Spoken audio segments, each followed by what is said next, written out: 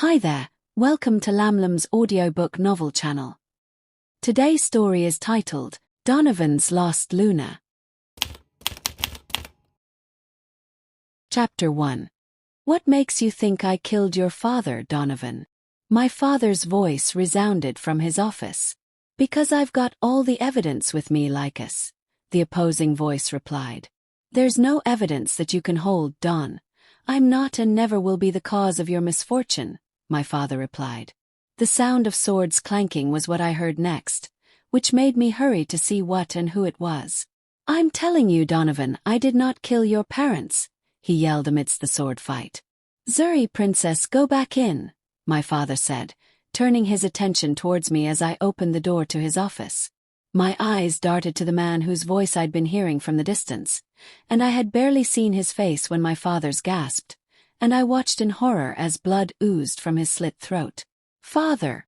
I screamed and bent to the floor in terror as I scrambled to meet him, seeing his blood drop from the edge of Donavon.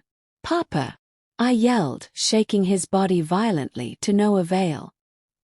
He was dead, and I knew it. No one survived their throat being slit with such accuracy. What have you done? I yelled and stood up to face him, slapping him across the face. Tears rolled down my face when I saw the lifeless body of my father on the ground. You'll pay for this, I said, and I grabbed the sword from my father's body and swung it at him, sending him steps backwards. I turned again, swinging it until he held the sword in his hands close to my nape. I halted my steps, staring at him in the eye. You're not capable, princess. No matter what rage or hate you carry, it doesn't amount to anything compared to what I've been breeding. You're alone now, he said, turning my hands backward and bringing out a cuff from his pocket to hold my hands. I would have never imagined that I'd be taken as a slave by the person my father trusted most, the Blue Moon Pack's successor. They'd been friends since forever before I was even brought to life, and I knew that my father would never, not in a billion years, be a traitor. I looked back to the man who held my hands in cuffs, now an alpha, and back to the body of my father in the pool of his blood. I know one day you'll realize my father was innocent, and it'll be too late for you, I said, earning me a strip of cane on my back. I winced in pain, letting the tears flow from my face. If there's one thing I learned from my father, it was to express pain as it came your way. Never keep your pain, Zuri. Whenever you feel like crying, let the tears flow, cry, and let yourself feel better, he'd always say. Alpha Donavon, a guard, burst into the room from outside. Capture the maids and take them to the pack. Name this territory ours, he ordered to the guards who stood at the door. My tied hands were being dragged towards the exit of the room, and I turned back again to look at the body of my father on the ground. Set the body on fire, he said while the guard went behind me, setting my father's body ablaze. No! I screamed, shaking my hands to be freed from his tight hold on them. The strip of a cane slapped on my flesh, and a tear tore it through. Keep shut, princess. It'd take me nothing to burn your body alongside your father's, he said, tugging my body harshly to the front. I was being dragged alongside the other maids of the pack to a pack I knew nothing about as a slave, and I knew without a doubt that my life would be miserable with him.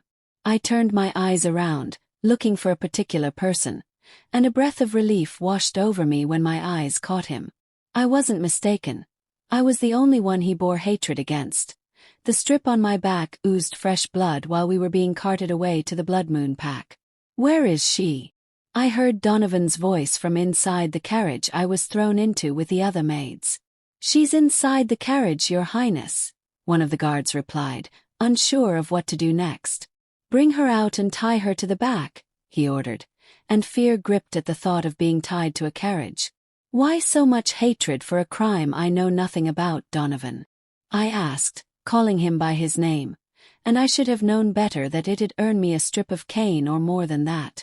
The lash of the guard's cane tore my body through again, but my gaze didn't falter from him, even as tears fell from my face. Tie her, was all he said before he walked away from me, leaving me to the guards, who found pleasure in carrying out the cruelty of the task their master assigned to them. The heat of the sun reminded me of the burning smell of my father's body in his office. Tears fell again from my face, And this time I didn't even have the luxury to wipe them from my face. My hands and legs were already tied. The loud jerk of the carriage and the blaring of the guard's announcement brought me out of the sleep I'd fallen into. I opened my eyes to the beautifully intricate designs of the pack. The blue walls of the pack reflected in my face, and the evening sunlight warmed my skin. A guard walked to the back of the carriage, untying my hands and legs. I fell to the ground with a thud, my knee scraping the ground, and yet another tear. "Get up," the guards growled, and they dragged me from the ground, taking me alongside the rest of the maids. Thanks for listening to Lamlam Audiobooks. If you enjoyed this chapter, don't forget to like, comment, and subscribe for more episodes. New chapters drop every Monday, Wednesday, Friday, and Sunday at 9 a.m. Stay tuned, because in this story, nothing is ever what it seems. Until next time, keep listening.